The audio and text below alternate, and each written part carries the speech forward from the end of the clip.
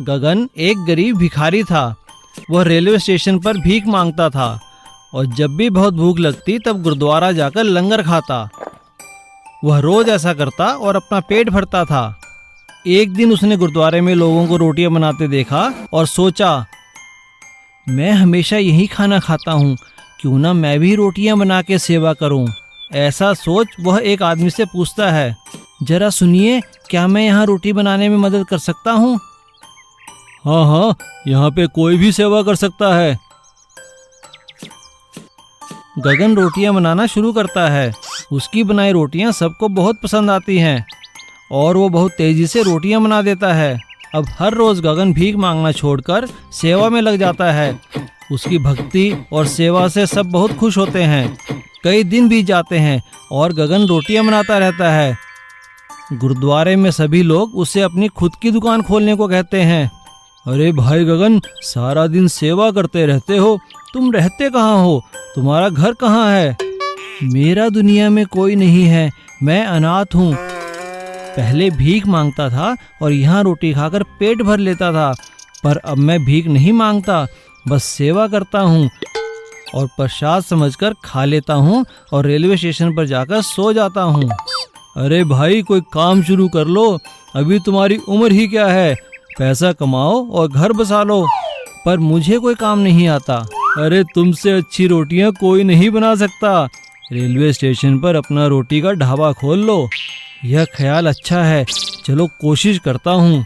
और गगन railway station पर रोटियों की दुकान खोलता है। उसकी बनाई रोटियां सभी को बहुत अच्छी लगती हैं। धीरे धीरे काम के साथ उसकी कमाई भी बढ़ने लगती है, लेकिन वह अपने काम के साथ साथ गुरुद्वारे में सेवा करना नहीं भूलता। इस गुरुद्वारे में आकर ही मुझे ये फल मिला है, मैं हमेशा गुरुद्वारे का आभारी रहूंगा।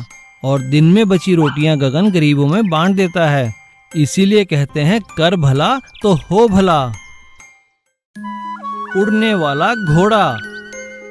जगत नाम का एक घोड़ों का व्यापारी था।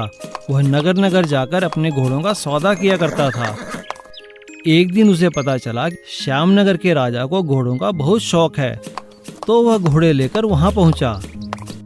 अपने घोड़ों की योग्यता बताओ, यूं तो हमारे पास सैकड़ों घोड़े हैं, तुम्हारे घोड़ों में ऐसा क्या खास है जो हम उन्हें खरीदें? महाराज की जय हो। महाराज, ये घोड़े नायाब हैं, कहीं भी आपको इतने सुंदर और योग्य घोड़े नहीं मिलेंगे। इनसे मिलिए, ये है मेरा घोड़ा रमनी, इसकी सुंदरता के आगे हर घोड़ा फीका पड़ जाता है। और ये मेरा दूसरा घोड़ा है मोती, यह तो पहाड़ी पर भी चढ़ सकता है, जैसा भी पहाड़ हो इसके आगे कम है। और महाराज, ये है मेरा तीसरा और सबसे खास घोड़ा हीरा। आप जानकर हैरान होंगे कि ये हवा से बातें करता है, हवा में उड़ना जानता है ये। ठीक है, हमें तुम्हारा हीरा पसंद है, बताओ इसका क्या दाम है? और व्यापारी ने जितना दाम कहा, राजा ने उतना उसे दे दिया और जगत वहां से चला गया।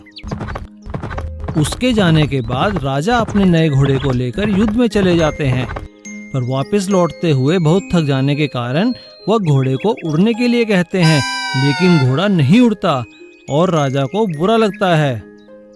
सेनापति, जाओ और व्यापारी को यहाँ लेकर आओ, हम उसे दंड देंगे क्योंकि उसने झूठ कहा था कि यह घोड़ा उड़ता है। व्यापारी को पकड़कर राजा के सामने पेश किया जाता है।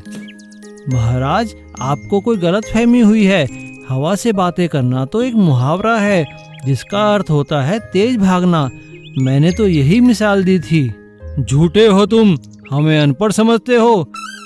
धोखेबाज, आज दिन ढलने से पहले अगर ये घोड़ा ना उड़ा तो हम तुम्हें तलवार से उड़ा देंगे। व्यापारी बहुत डर गया और सोचने लगा। सोचते सोचते वह एक मंदिर की सीढ़ियों पर बैठा और रोने लगा। तभी एक जादूगर वहां अपना खेल दिखाकर आया। वह व्यापारी को जानता था। उसने उसकी परेशानी का कारण पूछा और व्यापारी ने अपने दोस्त जादूगर को सारी बात बता दी। दोस्त, व्यापार में बहुत संभल कर हर बात कहनी चाहिए, पर तुम चिंता छोड़ दो, मैं हूं ना। जादूगर ने घोड़े को जादुई पंख लगा दिए और फिर व्यापारी ने उड़ता हुआ घोड़ा राजा को देकर अपनी जान छुड़ाई। ये लीजिए